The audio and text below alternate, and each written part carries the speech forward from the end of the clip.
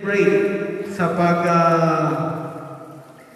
hiwat sa isang ka dako kag international event nga ginahiwat diri sa Coronadal City. Na kung sa diin nangin madinalangol mayara gid man matuod nga mga nagkanatabo, pero kaloy sa Dios natapos nga wala gid sa mga major nga mga insidente nga natabo sa base sa aton nga na witness.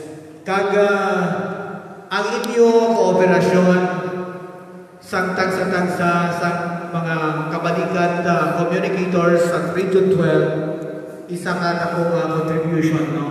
So gani ginapasalamatan ko kamo sa subong nga gabi sa inyong pagkanto diri sa aton nga meeting sa likod sa inyong kasakuon kag sa inyong mga problema sa pamilya.